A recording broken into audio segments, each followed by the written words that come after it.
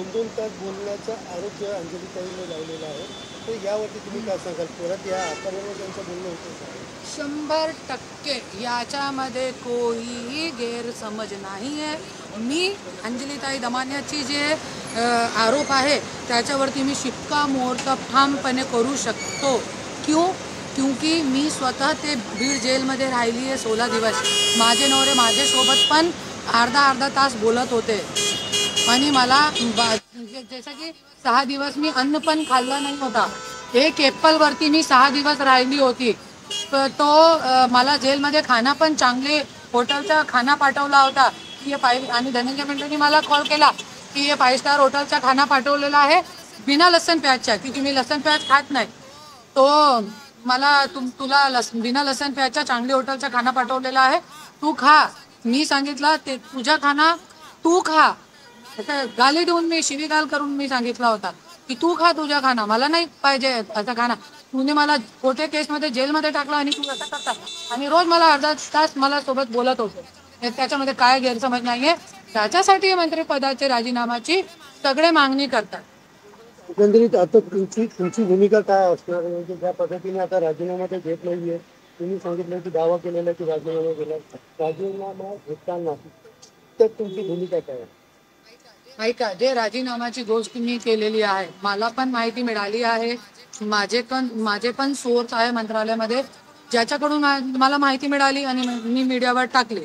Okay, but जरी राजीनामा नाही झाला तर मी जसं की सगळ्यांना माहिती आहे अंजलीताई दमानिया, सुरेश धस सगळ्यांसोबत मिळून आम्ही सगळे एक साथ पूर्ण महाराष्ट्राला जागरूक करण्याचा प्रयत्न करू की असे मंत्री लोक मंत्रालयामध्ये नकोय, जे लोक नोकर होण्याची लायकी नाही आहे ज्यांची, असे लोक मंत्रिमंडळमध्ये महाराष्ट्रामध्ये नकोय. क्योंकि आज खूप मोठी गोष्ट आहे.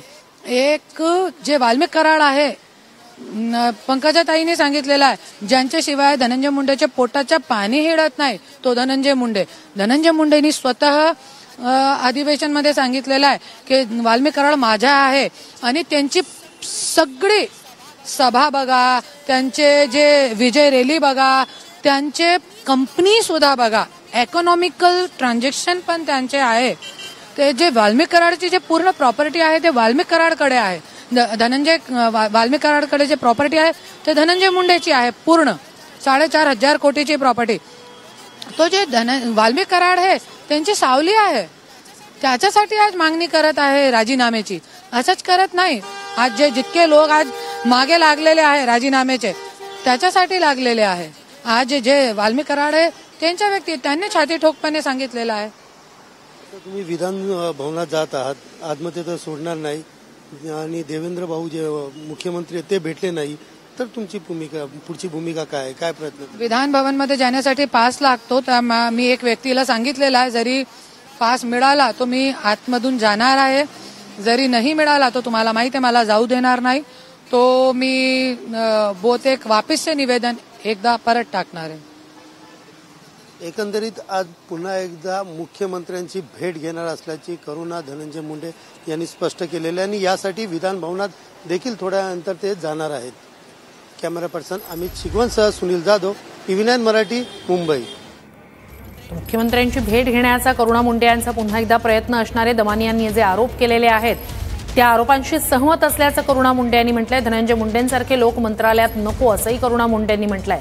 वाल्मिक कराड माझा माणूस आहे असंही मुंडेंनी म्हटलं होतं. याची आठवण त्यांनी केली. विधानसभेच्या विरोधी पक्षनेतेपदासाठी हालचाली वाढल्यात. अंबादास दानवे यांच्या दालनात काँग्रेसचे नेते दाखल झालेत. विधानसभेच्या विरोधी पक्षनेतेपदासाठी हालचाली वाढलेल्या आहेत. अंबादास दानवे यांच्या दालनात काँग्रेसचे नेते दाखल झालेत. हे दृश्य आपण पाहतोय.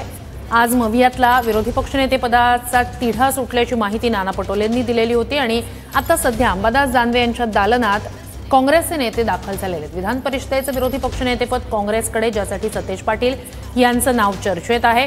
दुसरीकडे विधानसभेचं विरोधी पक्षनेतेपद ठाकरेंच्या सेनेकडे, असा हा निर्णय झाल्याची माहिती नाना पटोलेंनी दिली. मवियातला विरोधी पक्षनेतेपदाचा तिढा सुटला आणि त्यानंतर आता अंबादास दानवे यांच्या दालनात भाई जगतापांसह काँग्रेसचे काही नेते दाखल झाल्याचं आपण पाहतोय. अंबादास दानवे यांच्या कार्यालयात काँग्रेसचे नेते दाखल झालेले आहेत. आता या सगळ्यानंतर नेमकं कधी अधिकृतपणे याबाबतचा दावा केला जातोय आणि कोणती नावं त्यासाठी समोर येत आहेत याकडे लक्ष असेल.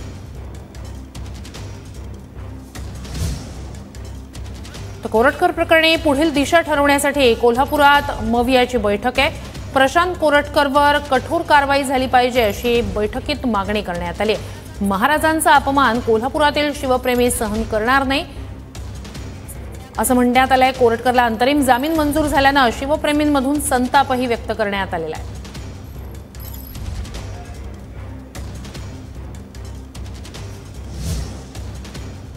कुडाळमध्ये ठाकरेंच्या शिवसेनेचा कार्यकर्ता मेळावा आहे.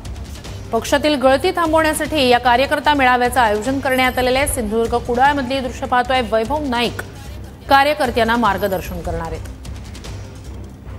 मात्र या मेळाव्याकडे जिल्ह्यातील प्रमुख नेत्यांनी पाठ फिरवली आहे. एक महत्त्वाची घडामोड आहे. करुणा मुंडे मुख्यमंत्री फडणवीसांची भेट घेणार आहेत. त्यांचा प्रयत्न त्यासाठीचा असणार आहे. करुणा मुंडे मुख्यमंत्री फडणवीसांची भेट घेणार आहेत. धनंजय मुंडे यांच्या राजीनाम्याच्या मुद्द्यावर करुणा मुंडे फडणवीसांना भेटणार असल्याचं आत्ताच TV9 मराठीशी बोलताना करुणा मुंडे यांनी सांगितलं. मुख्यमंत्री फडणवीसांची भेट करुणा मुंडे घेणार आहेत.